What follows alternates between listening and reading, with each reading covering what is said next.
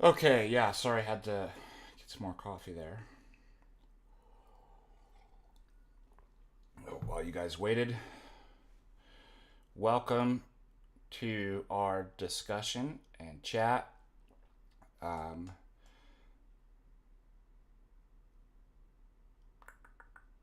Let me read. Dave the Philippian, our regular contributor, donates $10. Thank you so much. Atherton donates $10. Super chat. There's a catechism in my parish, and he's diving into Eastern Catholic heresies.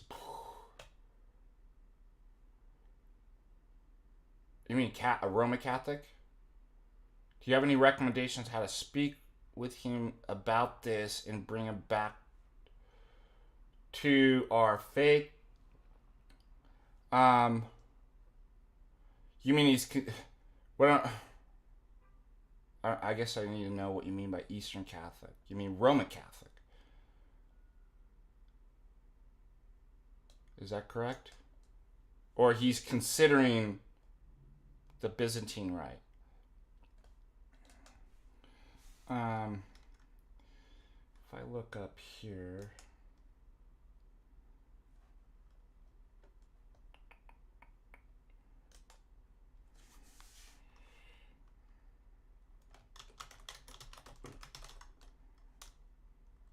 Uniatism.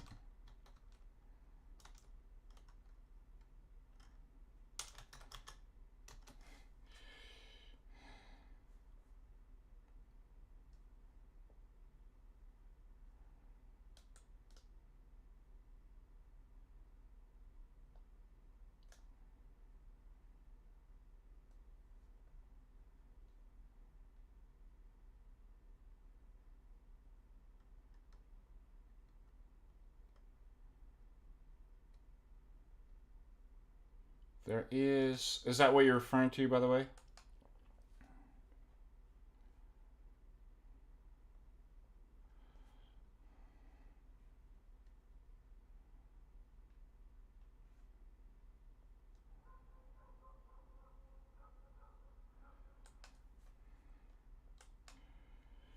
There's this video here that, but there's.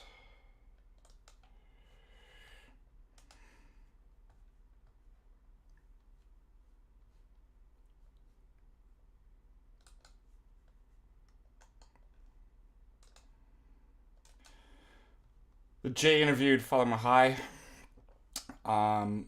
where it goes over the kind of history of Uniates. Um, it's a bloody, terrible history, like why you would want to be associated with.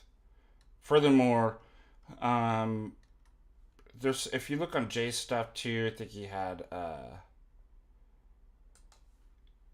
how Eastern Catholicism proves Orthodox and refutes the papacy.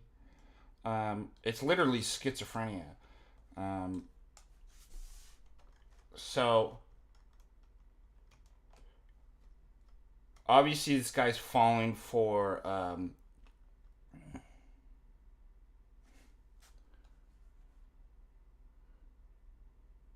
is this one? Here's another one. From Catholic to Orthodox, how Eastern Catholics are a death blow to papism. This might be a good.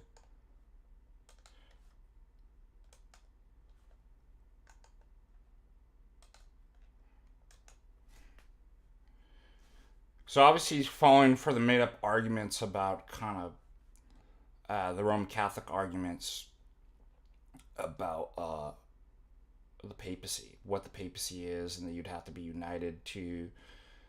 And so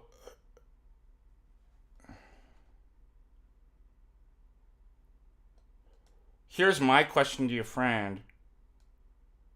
Why is he listening to Voice of Reason? These people are always. So part of the thing is these people think everything's intellectual. I should listen to the. I mean, how many times do we have to refute these people for them to see, like, what they're saying is not actually true?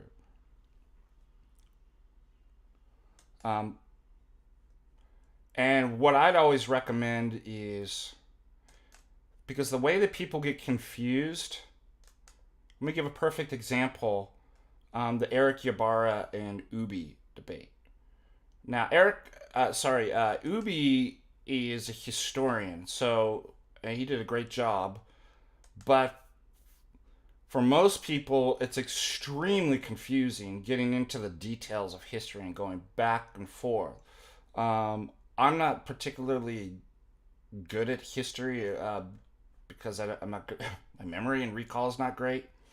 I am good at what I do, philosophy and epistemology, and so I can immediately see like the death blow epistemically to Roman Catholicism.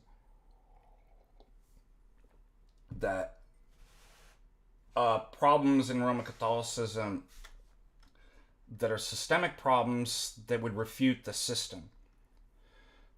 Dogma is not supposed to change. Okay?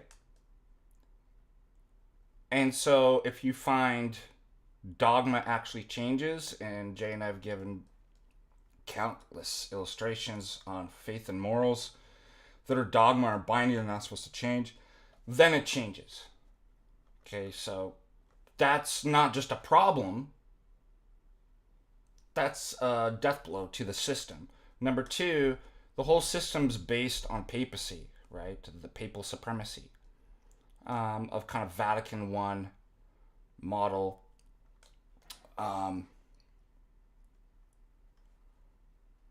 And so what I would say is that, well, if that's not true, if you didn't have papal supremacy and a Vatican I notion of the Pope of Rome in the first millennium, that's a death blow. That means papism's false.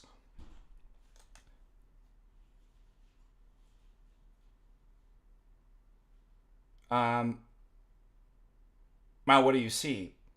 You see the two documents that just came out, the Alexandrian and the Chieti document, that admit the Roman Catholic position is wrong, and that the Orthodox position is correct.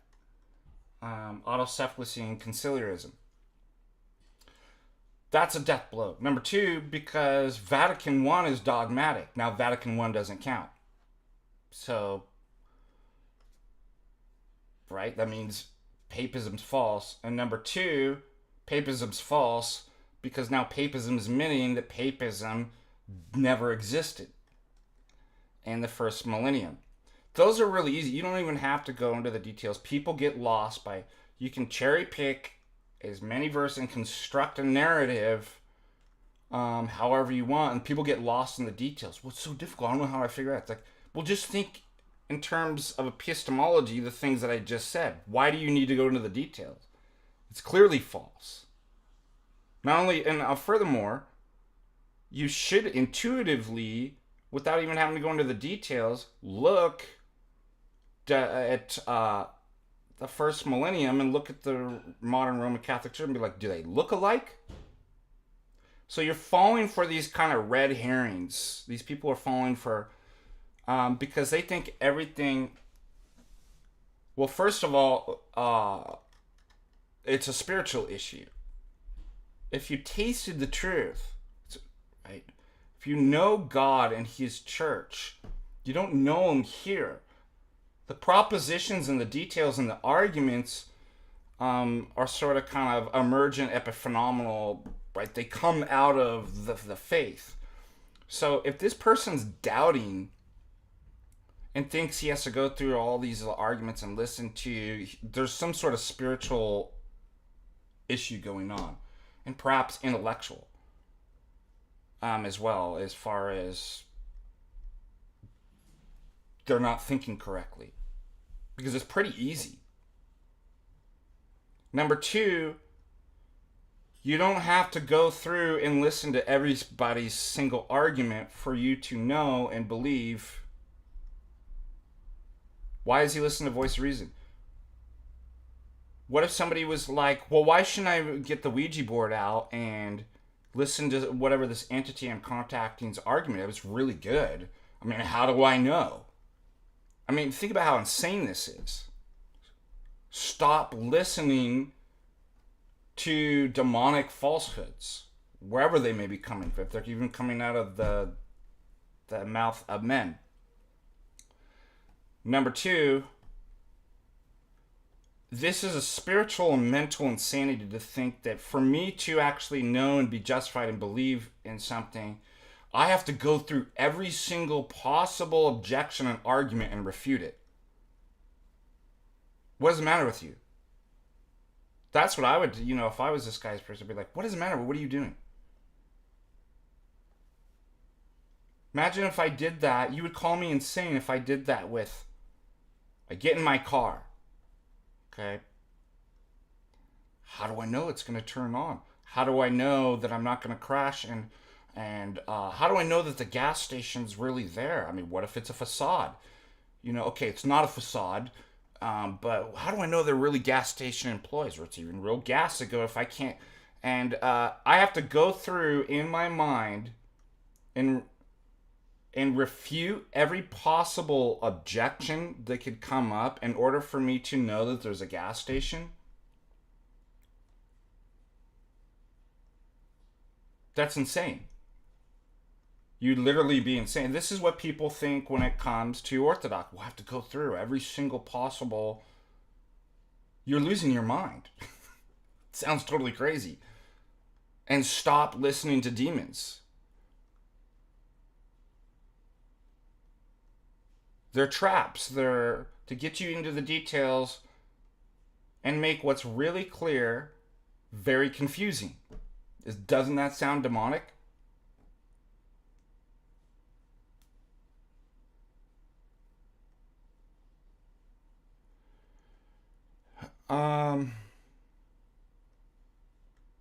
This now what I don't know, and this will have to be where. First of all, you should contact the priest and like what we don't know.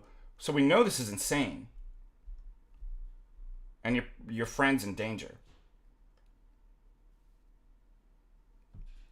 And that might be something to like apostasy is that is a road to hell. So this isn't like just getting something else. It's like you're far more in danger having tasted and then leave than if you were outside the church. It'd be like, want to let you know. And the other thing too is your friend is going to destroy the relationships in their family and stuff like that. All because what? He listened to Voice of Reason? A guy that's been refuted by us, and this is over and over again, he's going to jeopardize his family. And do you see how self-centered and narcissistic? Oh, but it's in the name of truth, you see. Doesn't that sound like the devil? So I'd call him out and be like, you're insane. You need help. Like you're an extreme prelate in danger. Now, what I don't know is, because I don't know this person, what is going on spiritually with them to get them to actually there is something. That's something the priest needs to work with and address. There's an underlying, none of these things, they never are just simply intellectual. Well, I'm just curious, and they never are. All right, moving on.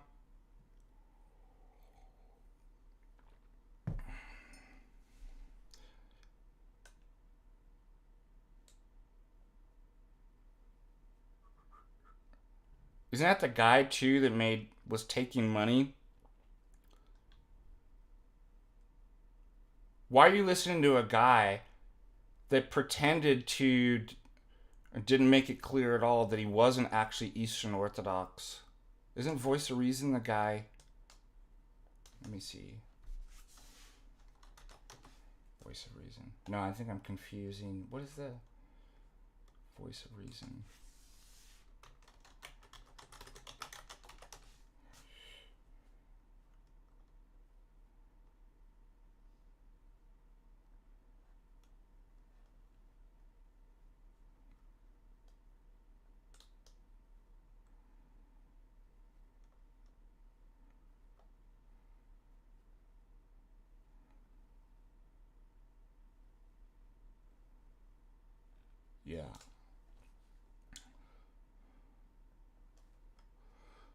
very sad for your friend.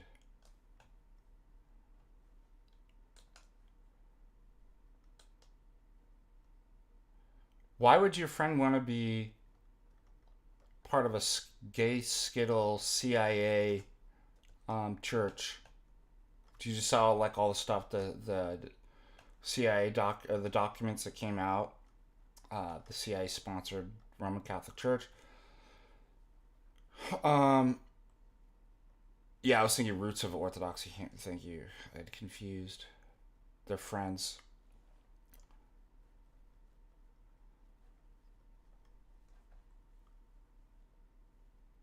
PEDO Church, Skittles, Ecumenist. Well, I'll just go to this other one that looks, these people dress up like Orthodox and cosplay. I mean, think about how insane, like that. I would reduce that and be like, that sounds appealing to you? Like, you would destroy all your relationships and your family and put yourself on a road to hell because of that?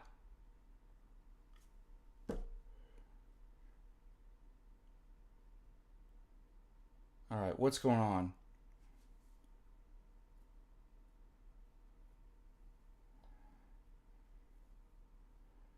Hermeticism was essentially the heart of the Renaissance. Yeah, I've got a good book, Eros, Science and the Renaissance, I think, is the name of the. But contact the priest, or like, if you can, be like, look, this guy is contacting a Roman Catholic Ouija board and speaking to an entity, or getting arguments from an entity that, using the analogy, you know what I'm saying? Right.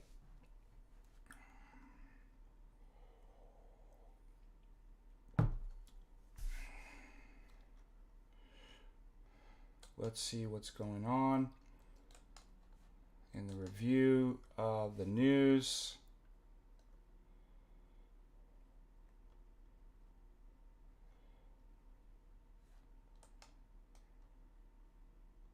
This is cool. We'll do some more Facebook review. 1, 2.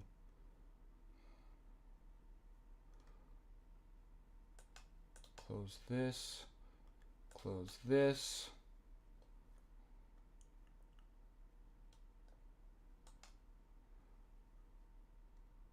Close this. And alright, I'm looking to see.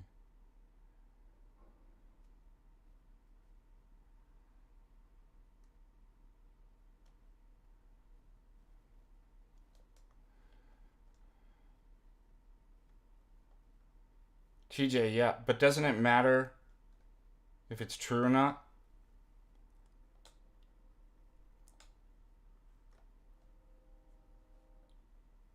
What I'm saying is that whether something's true or not is what actually makes it, not whether you believe it's true, whether it actually is true. So Islam's false.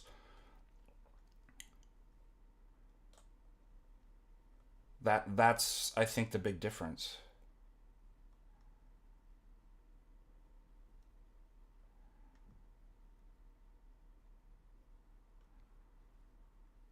And again, it's one thing to kind of consider arguments. It's another thing to be contacting, using a Ouija board, a YouTube Ouija board, to get information and arguments from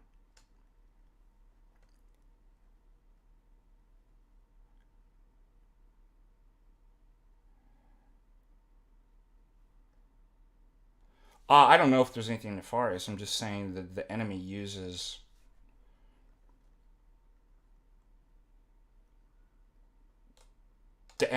people.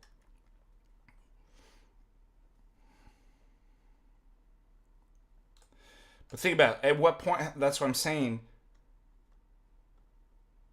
Orthodoxy is true. Islam, Roman Catholicism isn't. You can ask me, how do I know that? And then I can provide the arguments for that. I could defend orthodoxy, and I have. So,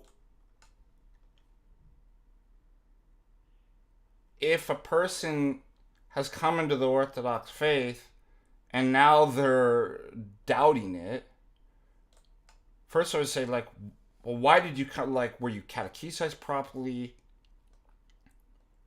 And number two, what do you expect them to do in order to be justified? Go through every possible objection, religion. I mean, it's absurd. So what I can do is, what I'm looking at this, right? So it's a false analogy between Islam. I can immediately see that there's an intellectual and spiritual problem that's causing this guy, that it's irrational. It's not, but under the guise of rationality. So that would need to be addressed. Yeah, which Islam?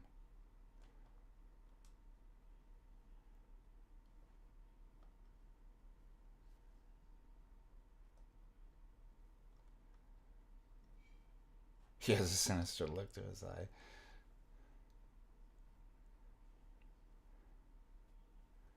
You guys signed up for Montanica? We need. There's still time in the month. 24 days to get your early bird tickets. I'd suggest you do that. But that's a good question to ask you. Like, what is it going to take?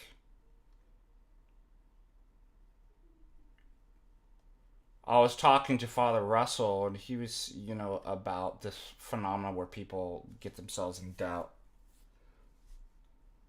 You don't need, there's a fancy term in philosophy, apodictic, the highest certitude, indubitable, like kind of Cartesian is. Nobody in their right mind, and even in the history of philosophy, thinks in order for me to be justified, I have to have some type of Cartesian indubitability. It's impossible to doubt, and that every single objection has been answered. It's about what is sufficient justification, such that if it's sufficient justification, I can say I have knowledge to justify belief. Do you need to go through every single possible YouTube video and possible objection? Or do you have enough evidence to justify your belief? And if you think I have to go through, well, yeah, but what about this person? Then apply that to other things in life and see how insane that would be. All the things that you think you have plenty of sufficient justification for, that you believe in, that you don't apply this kind of ridiculous epistemic standard, but only with religion. Well, I've got to.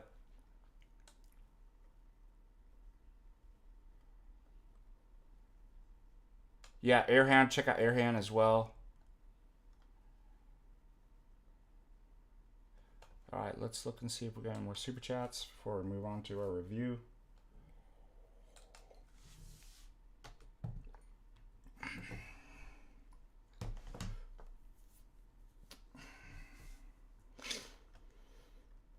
Alright.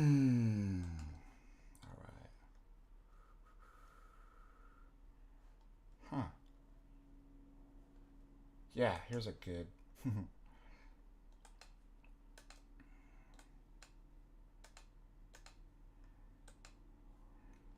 Look, it just pops up. The first thing. Prelist. So your friend could have these crazy Roman Catholic saints.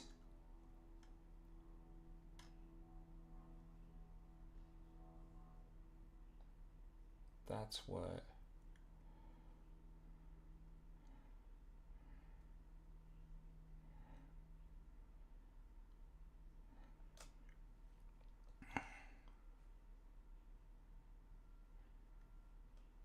Or this.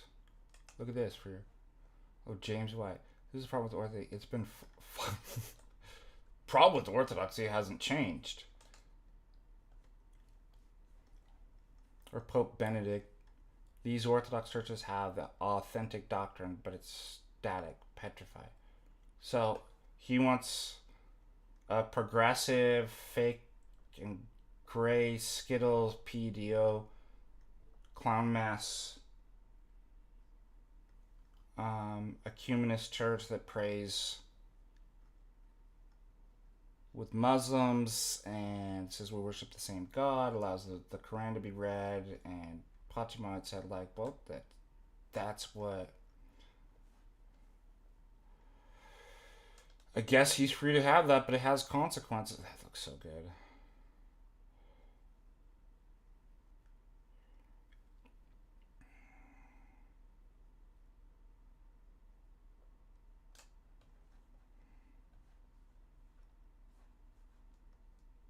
Here's Father Thomas posted the anathemas. That's awesome.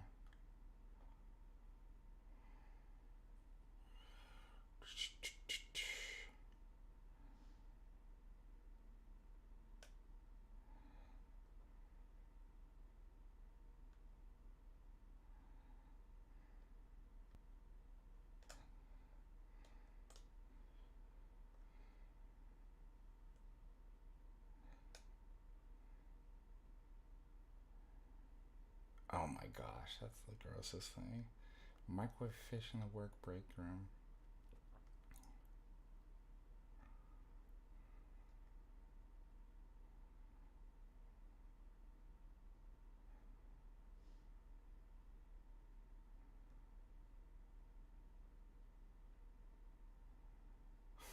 It's pretty funny.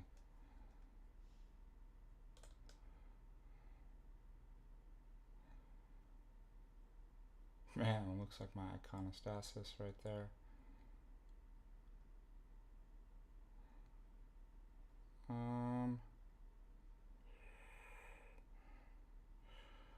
Oh, this is look at this lady.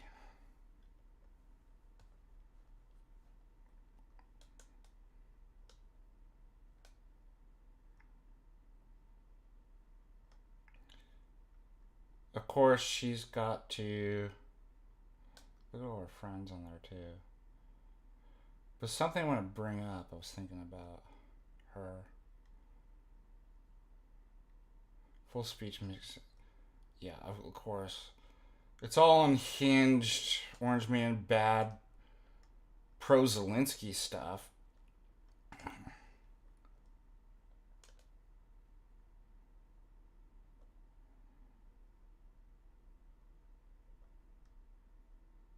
Yeah. So Trump, who dodged draft 5 times in his JD event. First of all, I don't even know if this stuff, like, has anyone even fact checked this stuff? Is it even true? He dodged the draft 5. How do you do that 5 times? Is this stuff just made up? Does anybody even check this stuff? I don't even heard that. One thing that I noticed too, like Eric Yabar was notorious for this too, is that people can just make up stuff, and because you don't know, it's like I haven't heard that before. You might just give it to them, assume.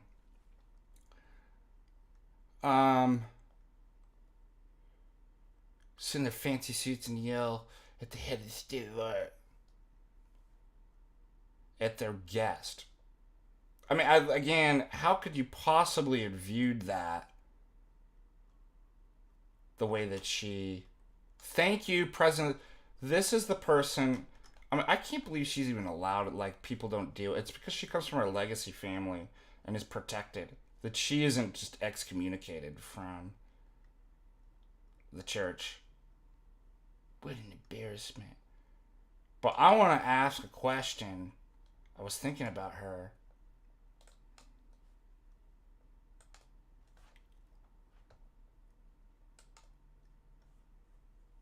She has all this money to travel around the world, go to different conferences and do all this stuff. She's not in a monastery. She's not a professor. Who's paying for her? Has anybody ever asked this question? and she's promoting NAFO Ukrainian. She's connected. Like, nobody's like, you gotta follow the money, right? You have to ask these questions. That she's probably, I mean, until proven otherwise, I would think be like, you're propped up, you're given all this money from somewhere. I have no idea. You're not in a monastery. You're not a professor. You look like you're somebody propped up that's an propagandist that's paid to go and do these things.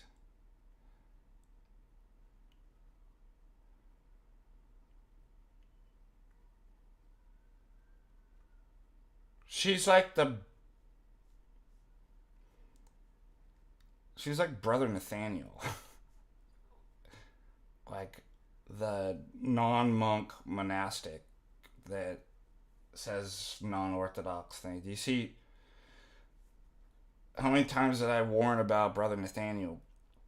Now he's Roman Catholic Protestant promoting stuff and saying he's a reformer of the Orthodox Church and there's no theosis in the Bible. And all y'all young people fell for him because he literally said the J word. Oh, he's so based. Under no obedience, not in a monastery, a novice, just like Vasa.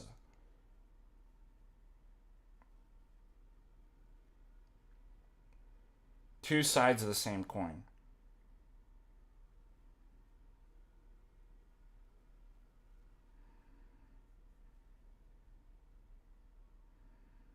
Um, let's just look and see if we have any super chat. We do. Michelle donates $10. Thank you. Thank you. Thank you. Thank you for your support, everybody.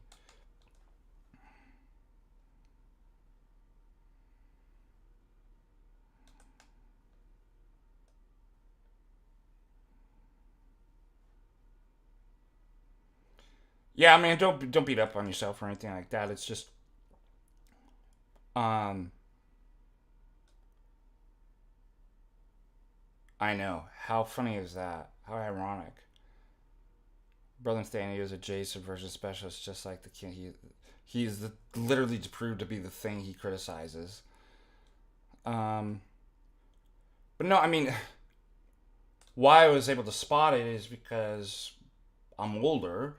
I've been around, been around for a while and I've experienced being wrong and getting to know and spot certain things, um, and kind of seeing red flags and stuff like that. And also, like, similar to kind of like a controlled opposition. So this kind of reaction, like, I'm always a bit suspicious.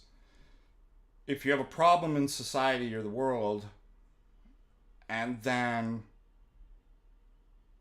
you get, as Aristotle says, the people and bending the stick too far one way, correcting it never goes back to the middle. People go overreact. So typically in the overreactions, kind of a reactionism, um, I get a bit suspicious about that. There isn't kind of a nuanced, and it's really easy to see problems, whether it's the boomer generation or kind of naivete or the what was established in the Overton window and allowed to get frustrated with that and just be like, I'm going the other way just to make you mad, just to say the opposite. But it makes you, and there's times to do that. I'm not saying, but it makes you prone to being falling for certain people that who are being propagandized.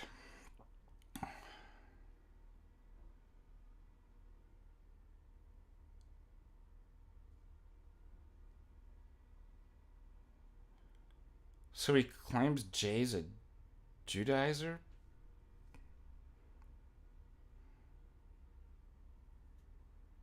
Well, you can claim whatever you. What would you say if people claimed that you were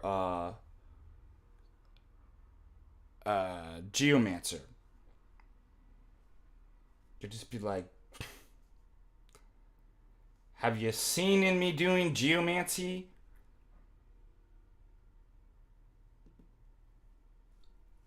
Like, so, again, part of that is that group will just they just use it. So notice the similar leftist tactics that they use. So there doesn't they weaponize words. So there's no facts or information or evidence, but you are, what do they always say? You are Jewish, right? The it's no proof, no evidence. It's just weaponized. And so they just accuse it and be like, anybody can make noises come out of their mouth, is what. Right? And not everybody is what you say they are. So, and just the contrary, like, I mean, how many times have we gone through and condemned, and done streams on Hebrew roots, um, Messianic Christian, like, so the guy's obviously insane. Yeah, it is exactly as Epic says. It's childish. It's, no, oh, you. You know what the children do? You're this. Oh, you are like grow up, dude.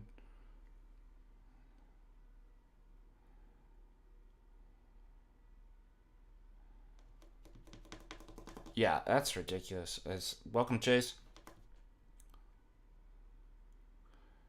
And remember, he buddied up with and was like promoting Adam Green, and then he started perving on that young girl and following her on. I couldn't believe like people actually defending. Well, everybody struggles. Everybody has struggle. It's like, you can't like. First of all, what do you so what? Because everybody struggles, you can't call out sin. Number two,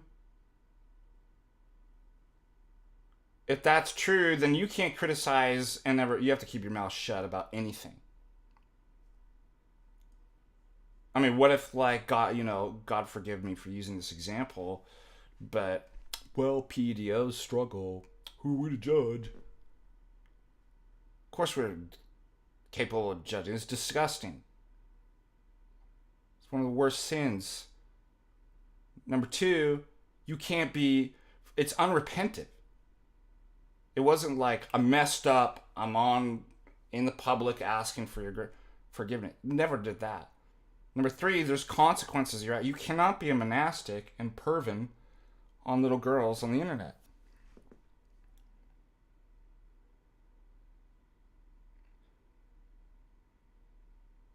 Yeah, I'm just giving the example, like, again, um, of if you said that, if you say you basically can't judge, then you basically shot yourself in the foot for everything. Like, you wouldn't be able to absolutely can judge righteously, especially when somebody's unrepentive. Be like, no, absolutely not. Regardless, that should all be signs to you, like, shoot, this is not a person to listen to. Yeah, Hammond Lathe, that's a great. So there's like, again, it's the fallacy of equivocation. judge can mean multiple things. Is it judge in the capital J sense of condemnation? No, that sort of judgment is left to God alone. Like who? But judgment as far as what's right or wrong, or you messed up, that the lowercase j, of course you're to judge righteously. Don't be, not prejudge, not judge with bias, not judge according to passions. For as much as you judge, you will be judged in that same way. We make judgments about reality every single second. So it doesn't make any sense. And also, I've heard, Scripture says, it's very Protestant, isn't it? You're not to call any man roca, fool. Well, really, because then Scripture calls people fools. The fathers call people fools. One sense is very much similar to judgment. I'm going to have to go pretty soon. I got to go to class. Calling one a fool is incapable of repentance and coming back. So it's a pronouncement about final judgment to call somebody a fool. And it's saying basically don't say that. But to be foolish in one's mindset, why wouldn't you be able to say something, identify that? All right. Any questions before we head off? Because I got to go teach logic. Let me read any more super chats before we depart.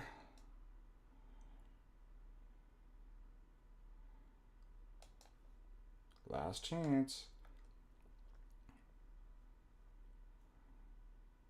You know what's interesting? I had to answer some emails. Excuses. I'm a real charitable professor, but I can't tell you how many emails I've had to answer. Oh, I didn't know the exam or the quiz was due at the time that it was posted, that it's always due, every assignment. And so I had to rush through it in 2 minutes. And I didn't get a good grade. Can I retake it? I'm answering these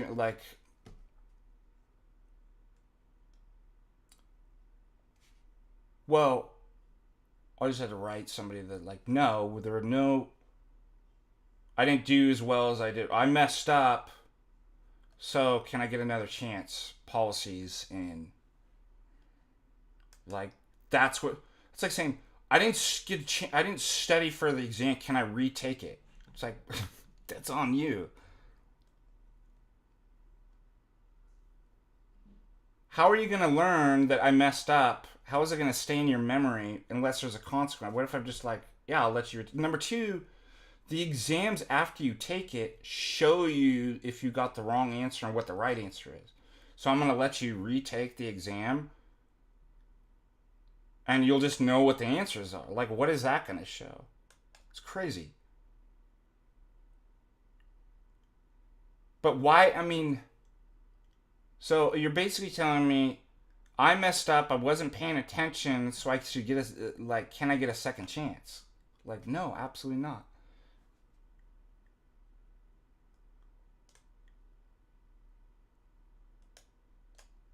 I need to be able to present this in a charitable way that you have to learn the hard way.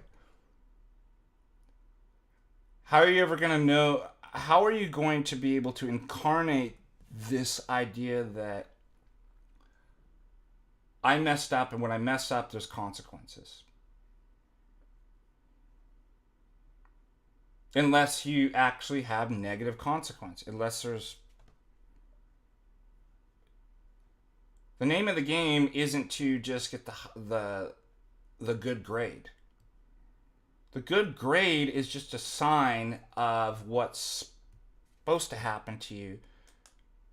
that you actually learn the material, that you know.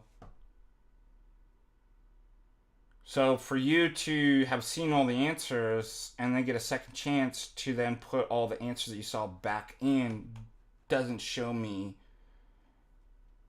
I've learned the material. I've grown up. I've acquired this knowledge or virtues.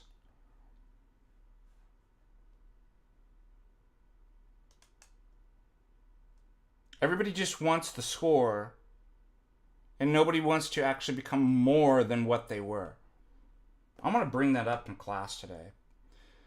Although the class that I'm teaching today, it's not the ones that we're writing. But I guarantee you it's just a kind of general mindset. It's not about getting good grades. The good grades are an emergent phenomenon and it's supposed to reflect a reality. It is, the name of the game is not just who gets the, let's see who gets the highest points and what I can, do to get those points regardless if I learn or have actually done anything. The name of the game is to actually become a knower. A knower of logic, a knower of ethics, a knower of philosophy. So why would I give a grade that doesn't reflect that? Because you simply want the grade, the number. But I'm a hardliner. I mean, I had a student. I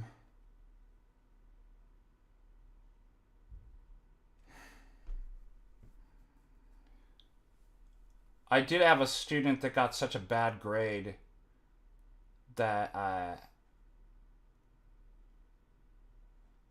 once in a while I'll show a little bit of charity. It was the same situation. They didn't know it was due when it was due. And notice, the other thing I'm going to tell you, this is exactly why you don't wait to the last minute. What if something happens?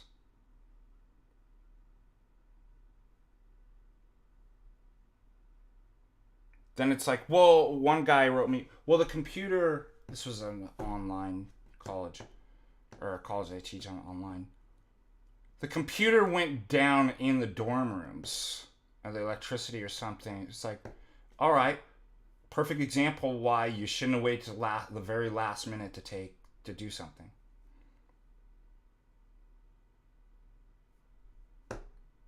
Like, why does that merit or justify that you get a second chance? You get to take it again. But occasionally I show charity. I let one student take a quiz. Again, I'm like, I'll take the average, like, because her score was so low that I was like, take it again and I'll take rather than giving you the highest score, I'll take the average of the two scores. I'll take the average of. So sometimes, like, again, I'm not super mean hardliner. But it's frustrating because it feels manipulative. It gets to kind of a fundamental issue, like, a lot of the issues that we deal with. Are you seeing the person as an object to be manipulated, a thing to be or a human person?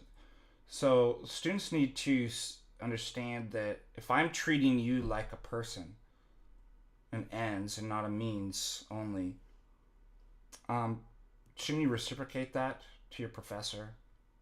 Why are you manipulating me to have, like, only benefit you so that you get the grade that you... Now, a lot of this is no fault of their own. Society and the parents and the school system has done what? They have placated to, just like you would a little child. They screamed and cried. They complained. Little children, I mean. And bad parenting would be just, well, you placate to them. You give them, because you don't want to deal with them crying and screaming. And so most of us is no fault of their own. It's how we raise this generation to...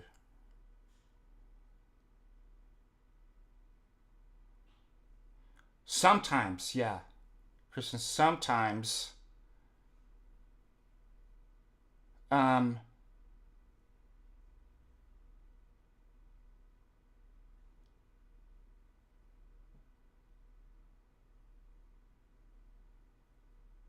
Sometimes yeah, but the thing is, most of the time, it, if I notice general procrastination tendency, so it's might be like, yeah, okay, we've all had a moment where there was nothing I could do. That's usually not the case. So just statistically, it's like it's probably the case because you have this general kind of vice and bad habit of procrastination that you procrastinated. Um, but I'm trying. I'm think about this. I had another student write me. They didn't want points taken off because they didn't attend. I have these online check-in since online you can't actually attend, so you have a check-in assignment, and they wanted to get points. But it's like, but what if I'm an employer? I'm training you to go into the real world. Would you say this to your employer? Oh, I didn't show up today. Can I still get paid? At least, can I get paid half? But you didn't show up. Like, that's crazy. Yeah, but my car broke. Like, it doesn't really matter. It's the was it done? Were you here? So I'm not sure. Like, yeah, bad things happen. Okay, you're that were out of your control. That doesn't mean that you get the points or you get a second chance or something like that. That's life. That's how things work. Cars break down, electricity goes off.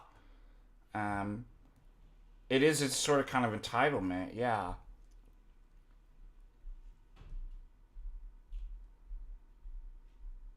Yes, we do. I need to get going right after this. So oftentimes we go over in class. Students have questions about the exam, and we'll go over, and I get a chance to see like what they were thinking. Um, One student did bring up. I actually awarded them points.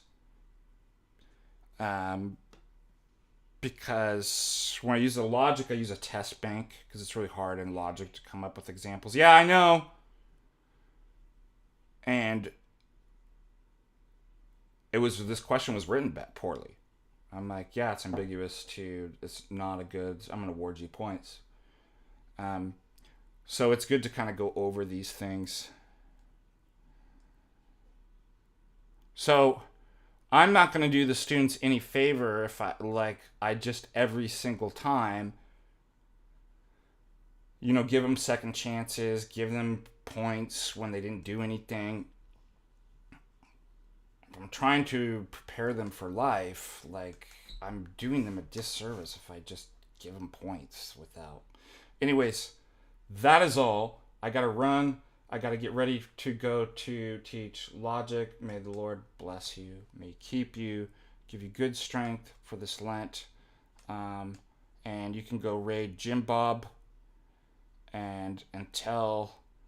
I don't know if I'll be able to do tomorrow actually, but if I am, we'll be here roughly at the same time. May God bless you and keep you until then. Thank you for your prayers and bye bye.